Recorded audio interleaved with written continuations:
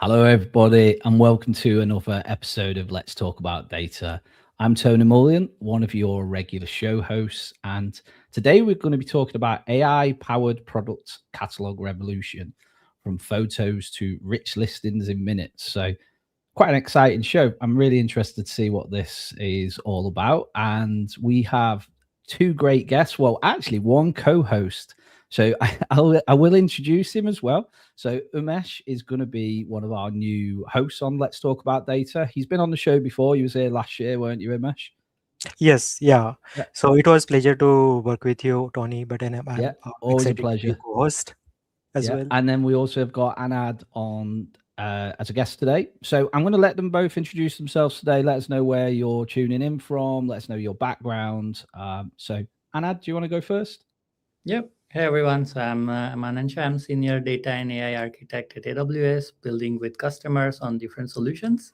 And this is one of the solution that I built, and now it's also open source on GitHub. So we'll walk you through that, and then happy to answer any questions that you may have. Umesh, do you want to go next? Yeah, sure. So hi everyone, nice to meet you all. My name is Umesh. So I am one of the senior solution architect here at AWS. Like Tony said, I've been on this show before, and I am really happy to be part of this show. I will be co-host for this today's show, and looking forward to this discussion along with Anand and Tony. You. Yeah, nice one. And as Anad said, it's what we're going to be showing you today. We have got it there in code as well to share, which is like amazing. That's great. You can go and try it out yourself, and we'll share the links as we go throughout the show. We've also got Ibrahim as our chat support today. I'll get him to drop our community pages in there as well. So if you missed any of our last shows, you can go and see them at our community page. Also, this show we'll be putting on there as soon as we finished. So you can go take a look at that link when Ibrahim shares it. We've got a few people saying hello here today as well. So we have got our producer, Jeff, as well. He was there in the back looking after us. Victor's saying hello. Hi, Victor. Iriadix as well. Hello, everyone. Hello.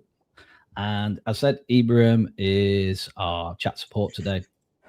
And we've also got Rogar at MX. Hi to all. Hi, good to see you. So let's get diving into the show because we've got a lot of content here to get into.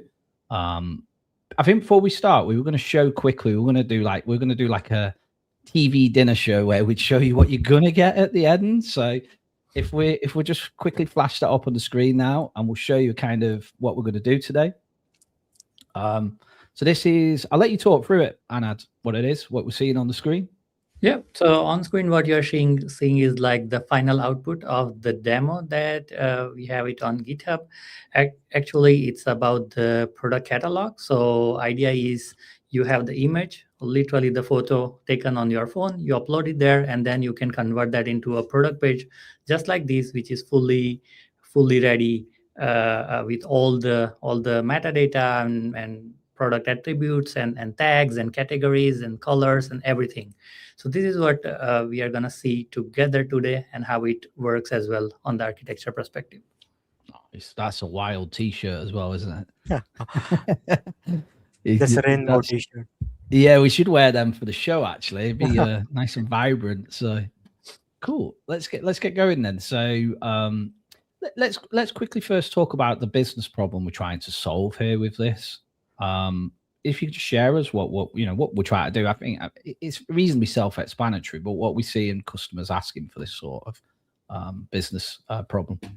Yep. So a lot of customers have been continuously asking us, being a prototyping team, is about how do we accelerate the whole process of doing the product attribution, meaning that for the fast fashion industries and those kind of customers, they always struggle with the time to market challenge. Essentially, they build a new design of a t-shirts, for example, and then they have to go through all the conversion process of writing the product description, the titles, attribution, and doing the photo shoot with the models and whatnot, and then ultimately it takes weeks to make it to the actual first draft product version that they can list into marketplaces like Amazon, for example. With this thing, we are doing a lot of automation with the AI's help to reduce that time very significantly, literally bringing the photos into a very near to the reality, where just it needs a little bit of a human review and iteration before you can actually push it out to those marketplaces.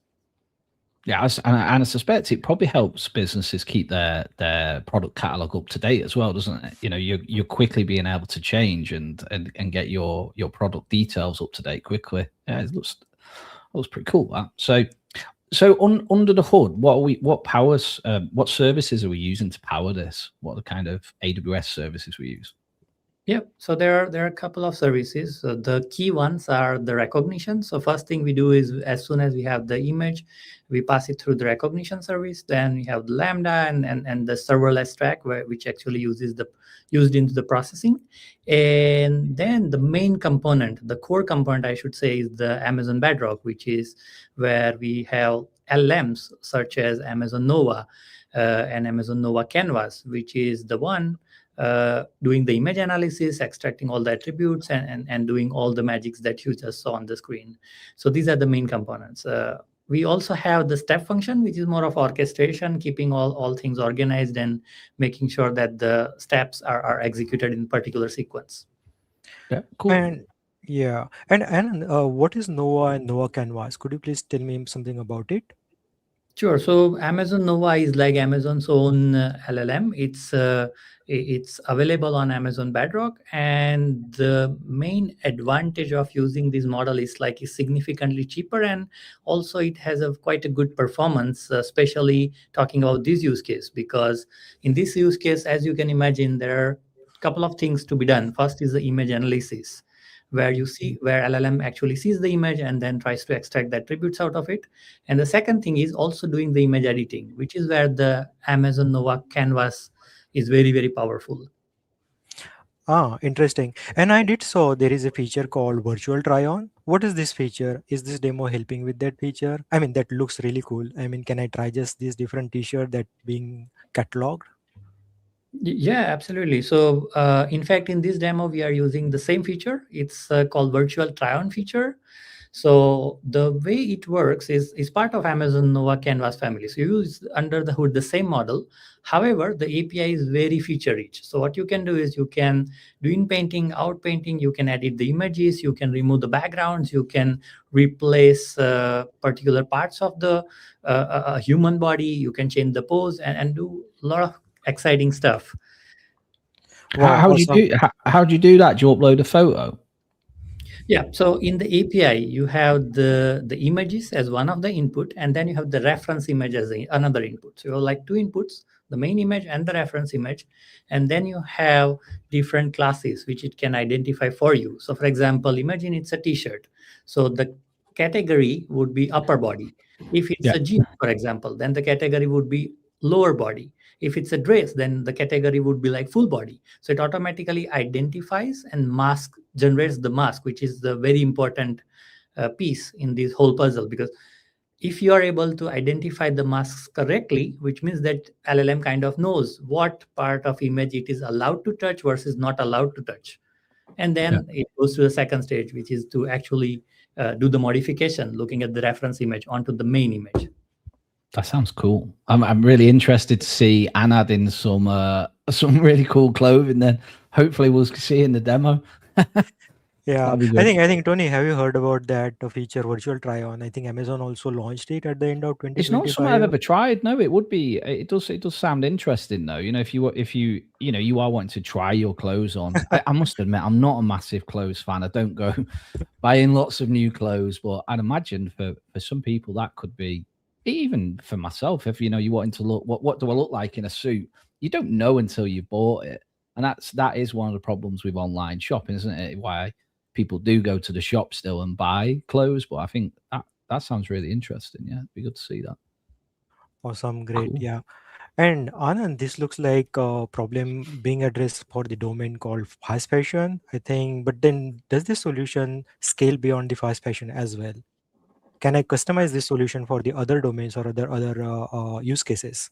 Yeah, you can do up to certain extent. So the way it works is the image analysis is the fundamental feature. So imagine the input here is the clothing industry, right? But you can even have the images from some other industry, and then you can say, hey, let's do the product attribution and then extract all the information that is required. So this is one thing. The second feature, which is more generic, it's around the image editing.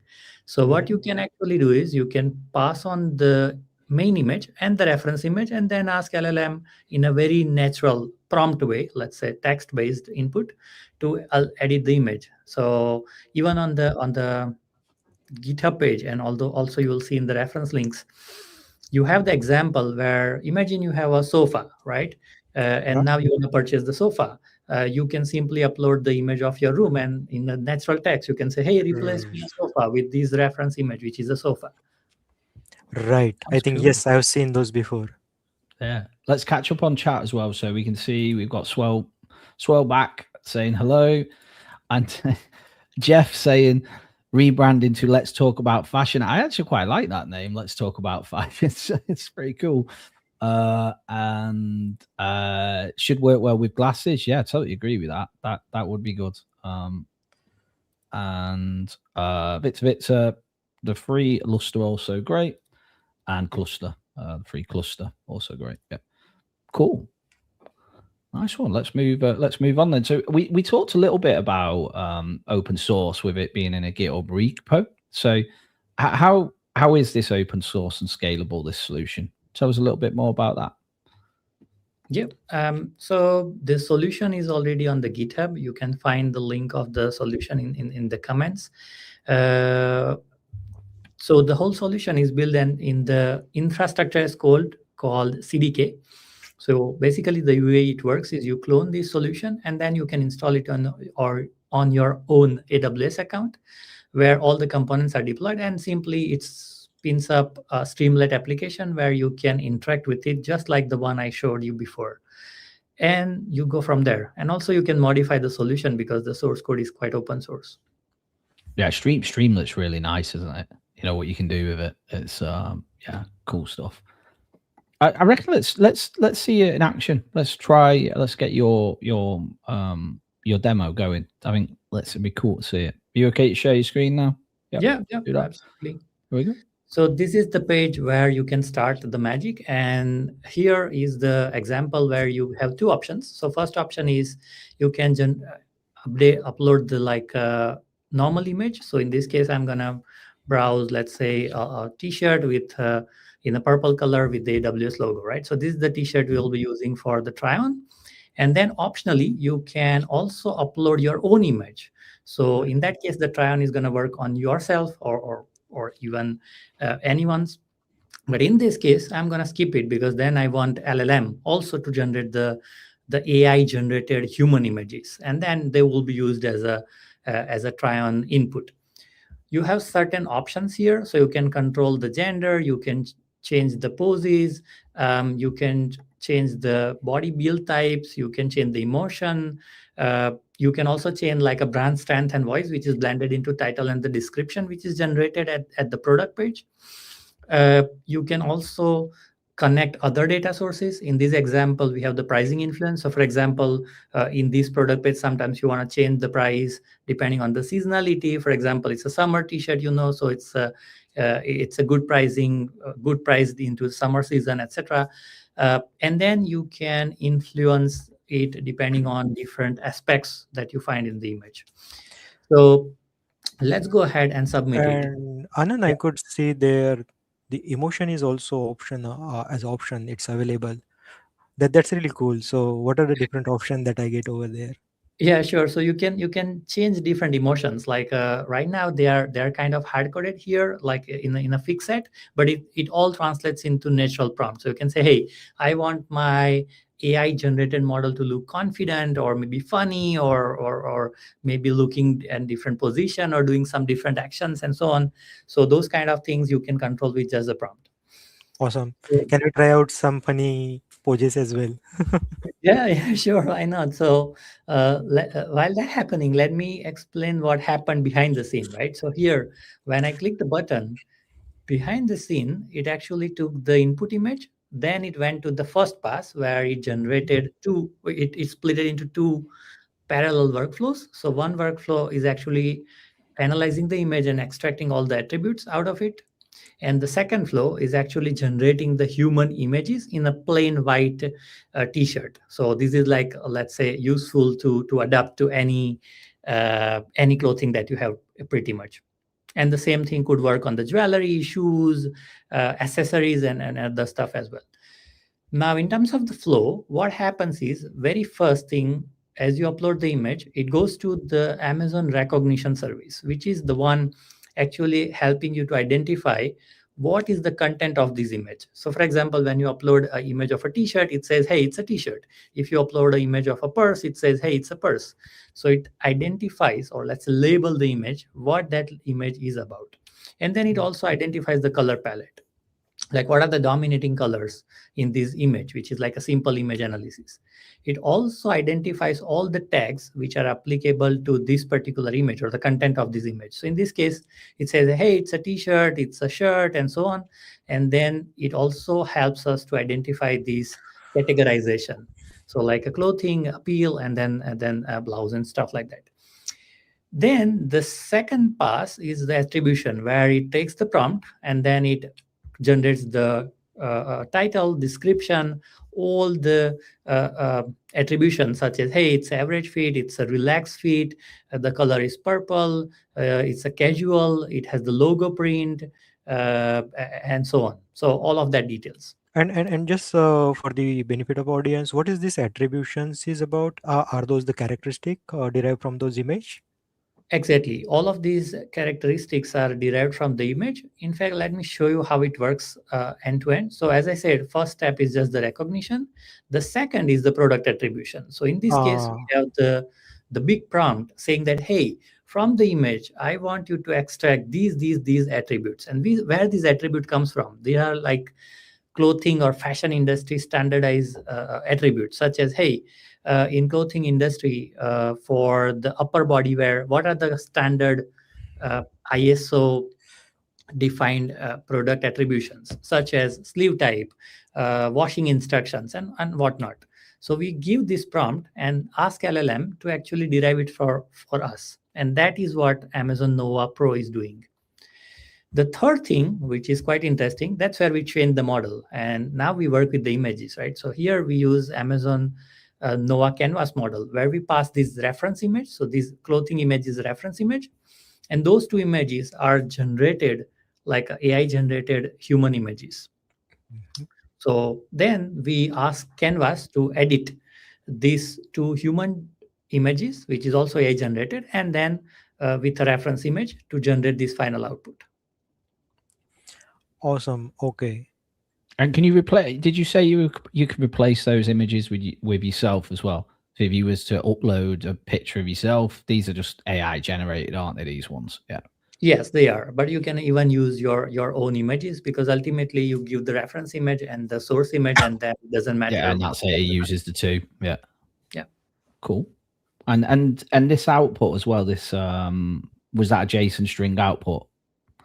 Or was that a JSON string what you put into it to say I want these fields, and then the LLM extracts all that data. You can then go and pump that into your inventory, I would imagine, at that point, if you wanted to. That's correct. So here we are using approach called structured prompting. So we ask LLM to produce output in certain defined structure and only the structure. So it doesn't produce things like, hey, here is your answer, here certainly, and all those stuff.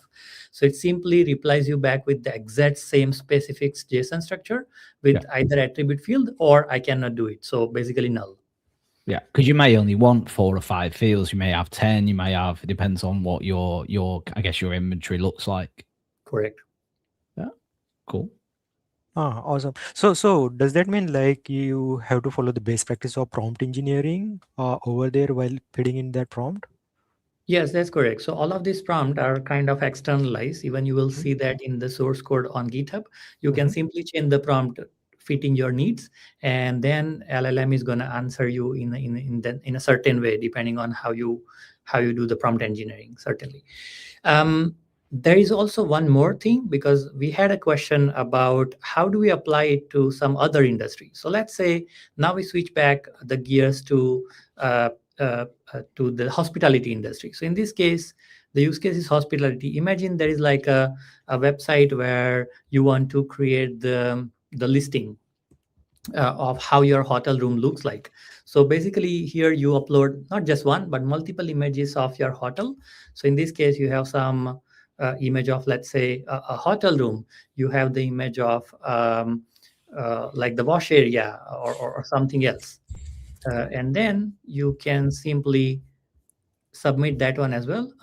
I'm just waiting for it to load, because normally you should see it here, or maybe quickly refresh and try again. It's those live demo gremlins. They do like to come and get us. Exactly. Shows that we're doing it live, which is always good. Perfect. So here you have like 3 images of different hotel areas. You have the kitchen, you have the bedroom, you have the like a bathroom with the bathtub. And when you submit, it's gonna analyze the same stuff on your behalf. So here you see the image of kitchen, you have the bathroom and the bedroom. Quite a nice hotel room. Now the idea is to use the similar prompting technique but extracting different attributions. So here you see that, hey, you have a natural light, you have a lamp, you have a side table, you have a coffee machine. So it automatically detects a lot of features which you have to do manually, but here you just take a couple of photos and then it can prepare the whole listing for you. For example, it also detects like it's an ocean view just by looking at the image, you see. So that's how you can realign to different use cases, the same technology. And in this case also the attribution is coming again from the Amazon recognition. So we are using the same process just with a different industry, different images. In this case, the recognition is just trying to identify what the content of the image is. However, these attributes, they are written in the prompt. So you can say, hey, here are the 20 things which my hotel page has. And then LLM is going to look at all the images together and then try to fill out as many as it can. Understood. Perfect. That's good. Very nice. Are we seeing customers use this as well at the moment? You're talking to customers who are using this sort of technology? So this this demo was appeared in like 6 or 7 EMEA summits already, and then we are seeing a lot of customer traction.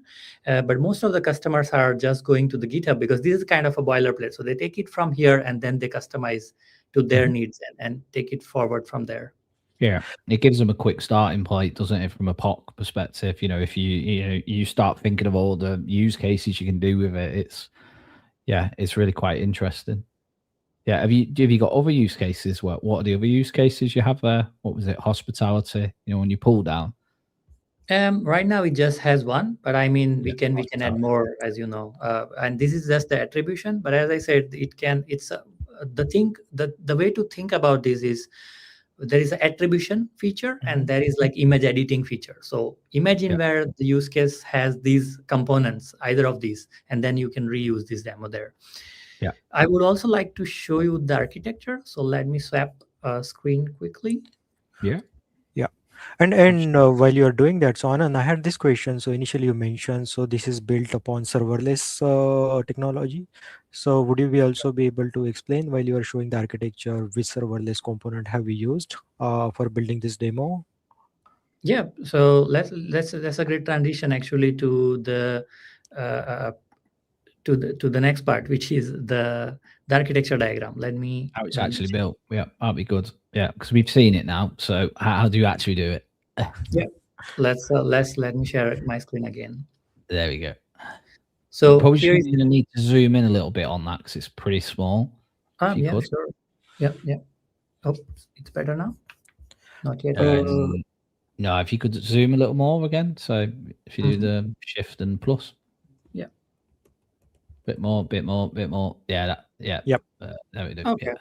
Okay, perfect. So this is the same demo, but as a GIF. So let's ignore that.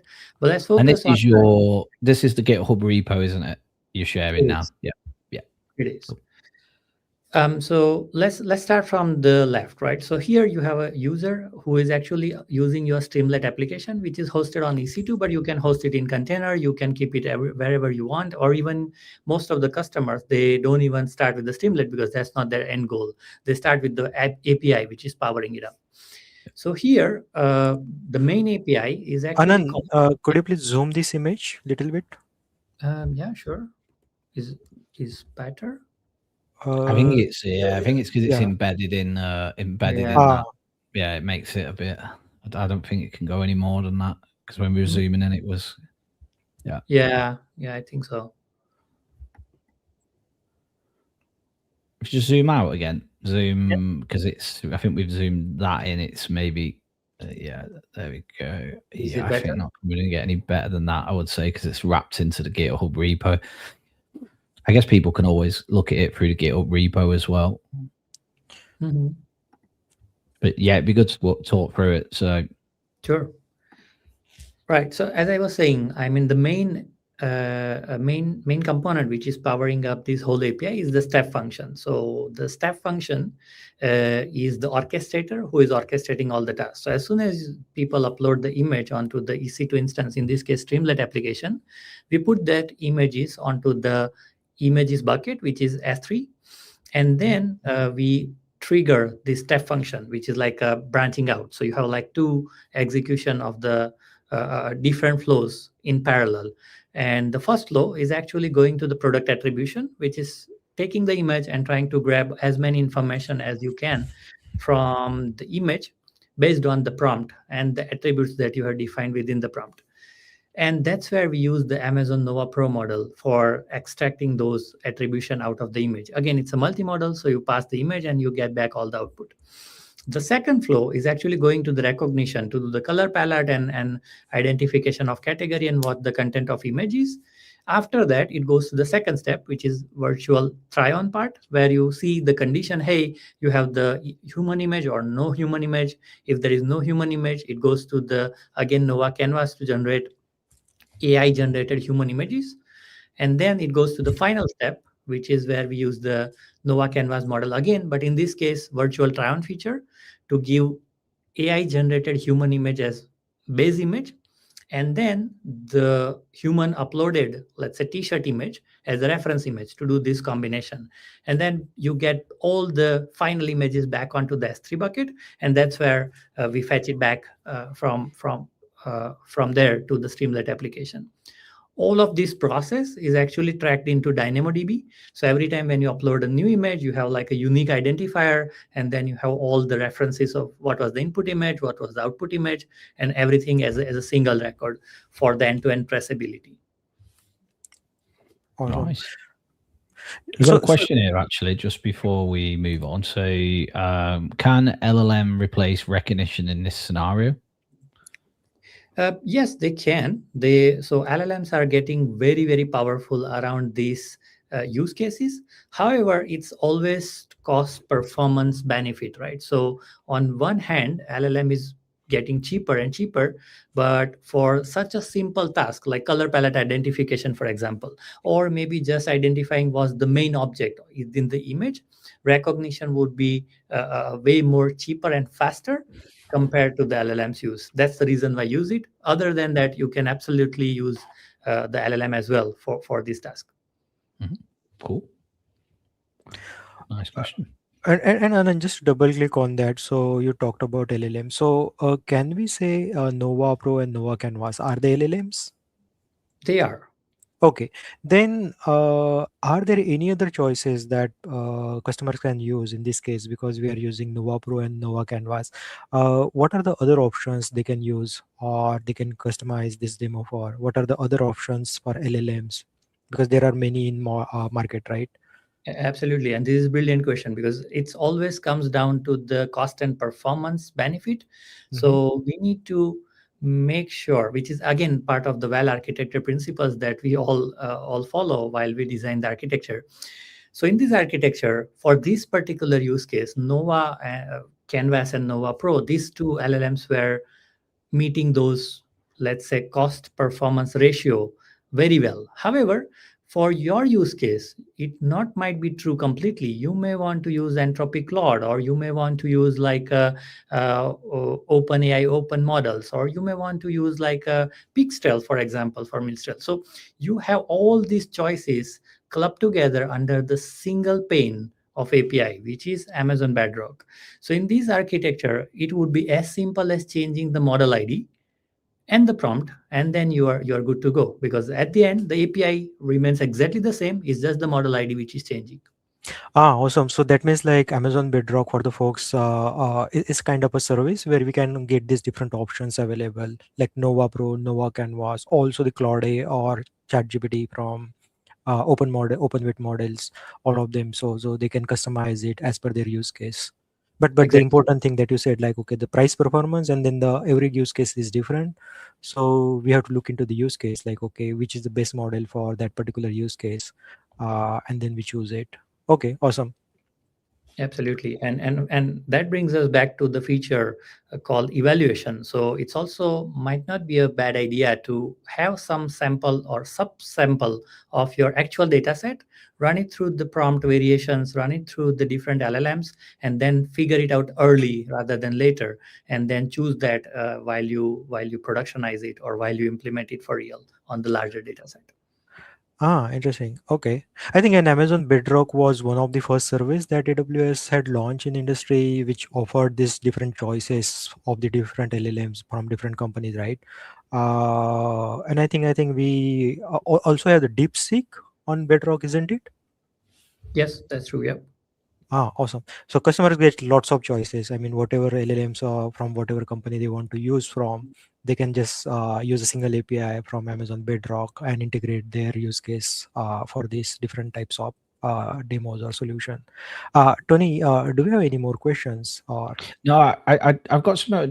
I mean, it's interesting you talk about choosing LLMs because the results do differ with the LLMs you choose as well, and it's yes, amazing how much they do differ. You know, when you start changing and trying to see the different results, so it's quite an interesting one, and it is quite easy when you're using Bedrock to switch those models. You know, when you're doing your code. So yes.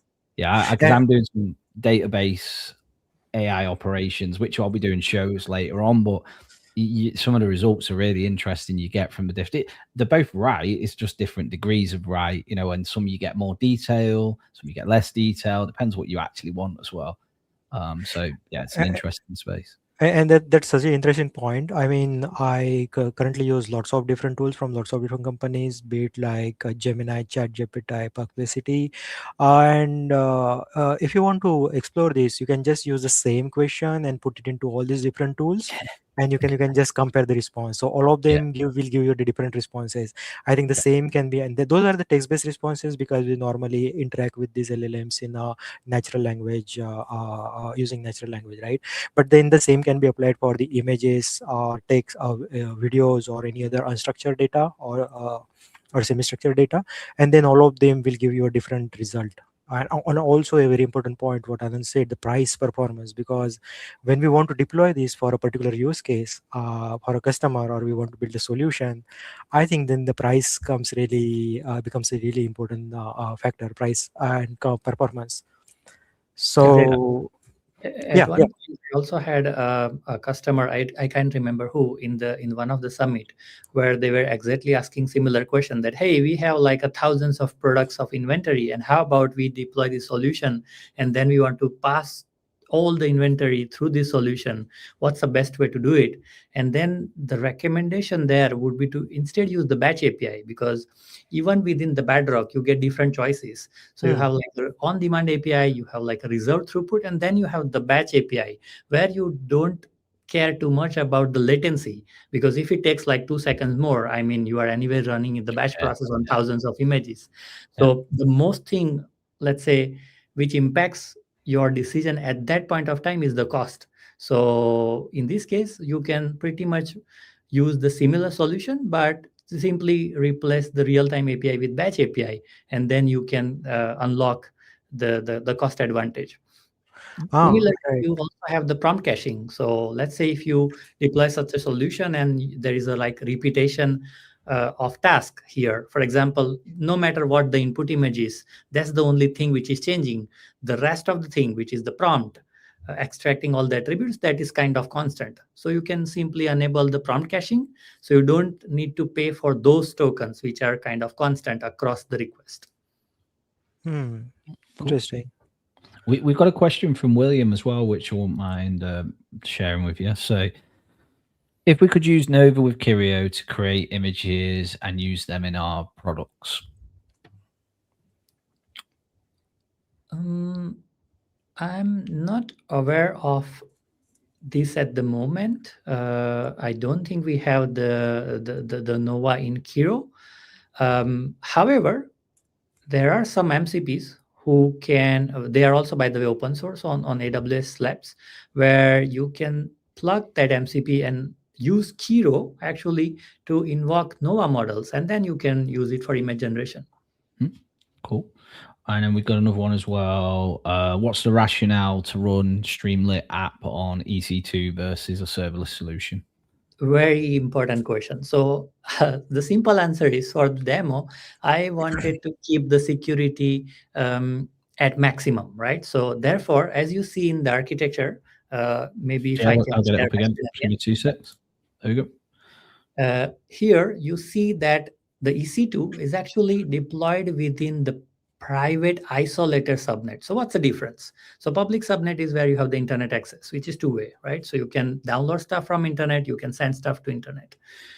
Then you have private subnet, which is just the logical concept. It depends on whether you attach internet gateway or not. But here specifically, I'm using private isolated subnet. So which means that there is no internet connectivity at all, which means that you are de-risking a lot of stuff. So even if Streamlit application is running within EC2, there is no way to reach to that application. The only logical way which allows you to connect to that Streamlit application running in the cloud is a service called System Manager. So System Manager uses the IAM authentication. So when you run the command on AWS CLI, as you see here in the in the quick start, you do the deploy, and then to access, you run these commands to say AWS SSM. So this is the short form for System Manager. Then you start the session. So behind the scene, it's gonna use IAM to log you into the System Manager, and then System Manager is the one who is doing the port forwarding for you. So which means that when you access your local port number 8501, behind the scene, you are accessing the Streamlit application running on EC2 without using the internet at EC2. So you still use the internet, but to connect to System Manager, but not to EC2. So your authentication sorted. You have the encryption in REST because you are using HTTPS service.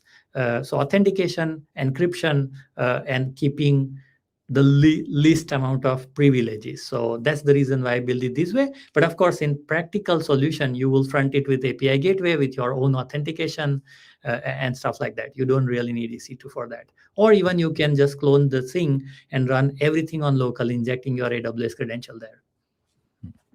Yeah, and it's just great for, like you say, for testing, isn't it? And even the SSMs become a lot easier with, just using the AWS login.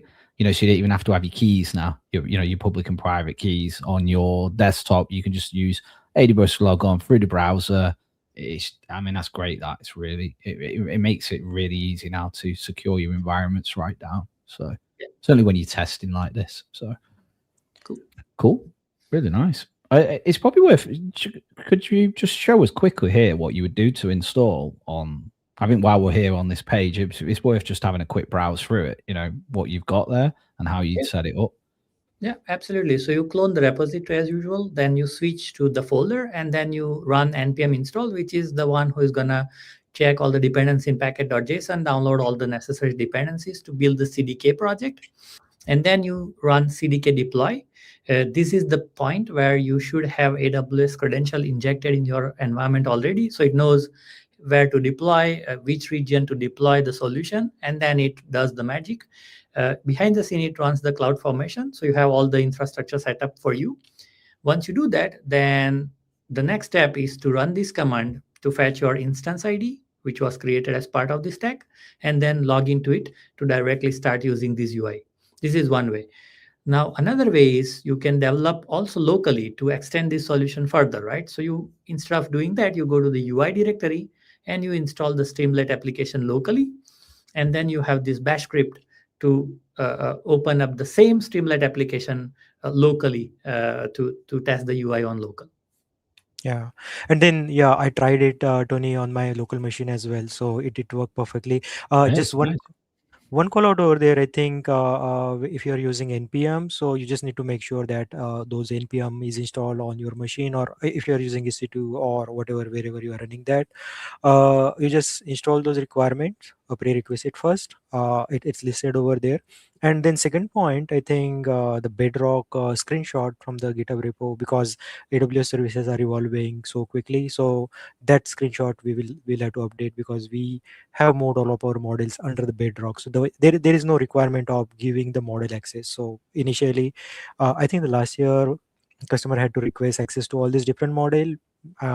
So if you want to have access to Nova or Nova Pro, you have to go manually and then request the model access inside Amazon Bedrock. But I think now all those models are available by default, Yep, so that absolutely. requirement is Absolutely. not there. Yeah, so Yeah, these are the only 2 points that I wanted to highlight, because I tried it. And then if you are trying this github repo, just pay attention to those 2 points, like prerequisite, and then you don't need to grant or request model access in Amazon Bedrock. absolutely. They are all now on demand, so you can skip these steps. Absolutely. And very important point, so if you are requesting, so there are certain settings in the demo, that okay, do you want to generate 3 images or versus 1 image, right? So please pay attention to that as well, because if you try to generate 3 images simultaneously, you might get throttled. There are limits on how many requests you can make to the Amazon on these bedrock models. So that's really important. So I'll say start with the 1 image. That way you will not be throttled. That's really important. And then you have to pay attention as well. And that's also best practice, because it can stack up the cost as well as you make many more requests to these models. Cool. While we're talking about images, is there any technical requirements on the images? What you uploading? Is there anything specific with them? No, I think the only requirement is the orientation of the image. Right now, it should be like vertically oriented. So let's say if your T-shirt which is horizontal, then it makes little bit harder for LLM to rotate it and then fix it. So I think the orientation of the human image or the AI generated model image and the clothing image has to be in the same alignment. But apart from that, no other requirements, because then now LLMs are super smart. They know how to deal with different resolutions and different image sizes and different extensions. Yeah. On that point, I have one more question, Anand, to you. So these LLMs, right? Are they like use case specific? Because you mentioned something like Nova Pro and Nova Canvas. So are the LLMs which are operating on images are different than, and then optimized differently or created differently than the one which are generic? Because we also have like text specific LLMs, then image specific, and then video specific, and then all of them together like a multimodal. So what's Nova Canvas in this case, and then how is it optimized for the images, or like do you have any idea or like any insights into that? Yeah, absolutely. So Nova Canvas is specially optimized for the image editing. So whenever you have to think about image to image or image plus text to image or text to image, so let's say image as one constant component with text, video, whatever you want to switch on the other side, that's where you can think of Amazon Nova Canvas. Amazon Nova Pro is one of the multimodal, exactly as you described, Umesh. So it can take all the modality. It means that it can process audio file, it can process document, it can process text, images, everything together. So I think the very basic and most important thing to remember here is, what is your use case? Are you going to provide LLM input as a text only, or text plus document, text plus image, text plus audio, text plus video? And depending on that, you can choose the right LLM fitting to the modality that you are interested in. Interesting. Okay. And also, can I have like the linking of different LLMs? Like for example, I am entering text as input and getting image as output, and then I'm feeding that image to a different LLM, something like that. Yeah, Uh, 100%. That's exactly what we are doing here, because first pass is just the attribute extraction, which is going to Nova Pro, which takes the image as an input and gives the text as output. And the second pass, where it takes image plus image, like two images, as you know, like a reference image and the main image, and then produces image as output. So you can definitely chain those LLMs together. Great. Okay. Understood. Cool. Can we talk a little bit about cost for the solution as well? Because we touched on cost a little bit before about batching and batching upload in Bedrock, but how about if we were doing on demand? Do you have any kind of rough cost estimates for this sort of solution? Yeah. So in our experiment, what we found out is, let's take a baseline of 1,000 image per month, right? In general, we process 1,000 images. Like, let's say 1,000 runs of these exact thing what I showed. It will cost about 170 to $290, depending on the size of the image, the prompt, the length, the number of output images requested, etc. Uh, in the US East 1 region, that's where we did this benchmarking. Uh, and for the rest, the major cost component is actually coming from the LLM, as you can guess. But the second biggest piece is the EC2 itself, which is costing about $30. So removing that EC2, you can imagine the cost of solution will be under $100 for processing 1,000 images. Not bad at all. It all depends on how many images you upload in, doesn't it? It's like, for what it's doing. That was one of my point, right? So if you give 3 images to the demo, I mean, it's going to make more requests. Of course. So you have to go be careful. Yeah. Start with one. I think that will keep the cost down, and we'll have to be careful about the cost as well. So Anand, are there any kind, or is there any kind of free tier for these LLMs on Bedrock, which we are using over here? No, there is no free tier, but they all are following on-demand pricing. So which means that the number of tokens is the main let's say meter, which is upon you are getting billed. So it's really pay as you go. So exactly as you said, Umesh, if you work with one image, one output, you are literally charged for only processing that part of the request. And if you upload like 1,000 images, you are literally charged 1,000 times for that. So it's all token-based pricing. And there is no free tier in this matter. Awesome, yeah. And also, like for 1,000 images, like we'll have to also request an increase in quota for that particular AWS account, right? Yeah, if you want to process all of them in parallel, but of course, if you use batch API, then it's fine, because then you are trading off latency against the price. Yeah. So in our use case, right? So we are doing cataloging. So the cataloging can leverage that batch API. But then if we deploy this demo and then there is a really customer use case where they are customer end user are trying virtual try on, I think that is where it has to be real time, because then we want to give the best experience to the end user. So it could be a combination of the different things. So for example, while cataloging can happen behind the scene, and the virtual try on feature, which is also a part of the demo, can be real time. Absolutely. And then you have the provisioning option as well in Bedrock. So depending on your traffic patterns, you can also provision the throughput, or you can even fall back onto the on-demand output. This reminds me a very good point, because from the Bedrock perspective, you can either call the regional endpoints, or you can even call the three different, let's say, endpoints, which are specific to the US region or the European region, or you can even go as granular as US East 1, or you can even have the global region, where it can leverage the capacity and divert the traffic to the right region where you have the highest chance of success.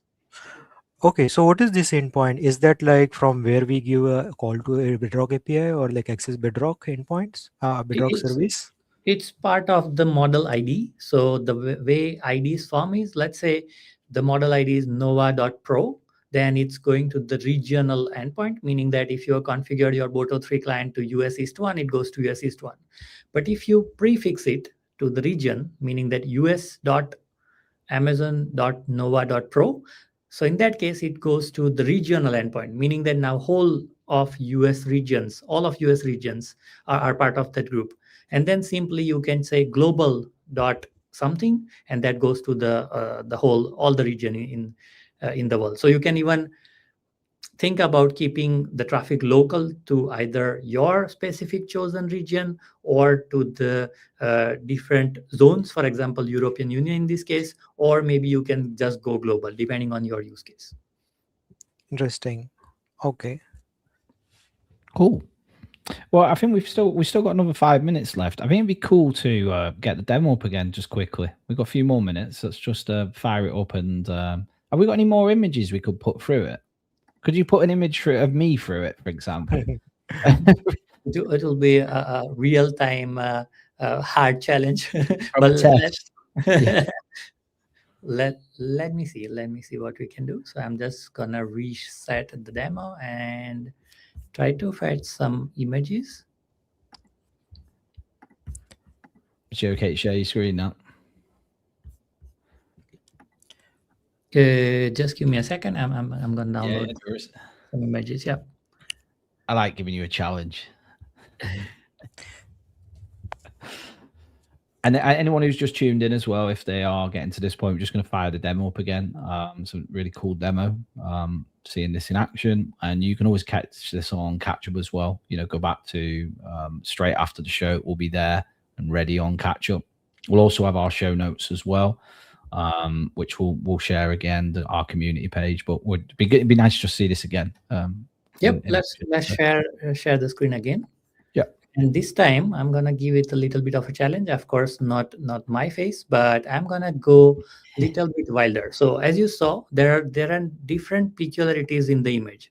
In the previous demo, like the first one, what we saw, there was like multicolor image, which is a different set of challenge, right? Then we saw the image with the logo, which has the different challenge, because now LLM needs to not just work with the color, but also the text and the fonts, right? And now I'm bringing another challenge to LLM, which is following the pattern, because here, though the image seems very simpler, but this producing exact same geometric image will be a tough task for LLM. Let's see how it goes. And that was where you had the scroll bar there. That was where you could choose how many images you want as well, which about what you were saying before, you can keep that as low as possible. If you get start with one, you're in a better position from a cost perspective. Yeah, that's I think a great point. Anand, could you please show that setting as well for the audience? Yeah, absolutely. Let's finish the demo, and I'll come back to that in a second. Oh, there we go. So challenge passed. Let's go back to the input. Here are the places where you can tune the input, and this is the settings, like number of output images, because as you know, all the pricing in Bedrock and the LLMs are driven by the token. So images also get translated into tokens. So it depends on input token and the output token. Yeah. So on a high level, can I say one image is equal to one token, or like does it? What's the relationship, or like one image is equal to many tokens? How does it translate? Right. So it depends on the resolution of the image, meaning the height and the width of the image. And there is like a formula available on the AWS pricing page where you can just figure out the nearest resolution, like the size of the image compared to your use case. Excellent. Well, we're coming very close to time now, so I think we'll start wrapping up the show. So it was great having you on, guys. Really good show, and I really liked the demo. It was good. I think I'm going to go and try that repo myself. It seems pretty easy to set up in your account. So I tried it, Tony. You should have done that before the show. Yeah, no. I like to see it, and then I'll go and have a try afterwards. Someone was just saying here, will there be hands-on building? No, not in this show. We're very close to finishing now. We've got like 5 minutes left, but do go and take a look at it from the start. And we shared the GitHub repo. And if you go and have a look in the chat, you'll be able to go and take a look at that and have a go at building it in your own account. So we'll be here again next week. So next week we have got building agentic AI systems with Amazon Aurora and Elasticache. So same time, 5 p.m. CET, 8 a.m. Pacific time, and 11 a.m. Eastern time. on twitch.tv/AWS and also YouTube AWS events. Ibrahim will share our past show notes our community page. So just shared it there. So if you navigate to that, that'll get to our past shows. This show will be uploaded tomorrow morning, so you'll have access to all the show notes we've got. But if you do want to get it on catch up, you'll be able to see it on Twitch and AWS YouTube events. So thanks, Umesh. Thanks, Anad. You were great. And thanks for everybody who asked questions. It was a great show. Cheers, everyone. Thanks for having See you me. now. Bye. Thanks all. Bye. Bye.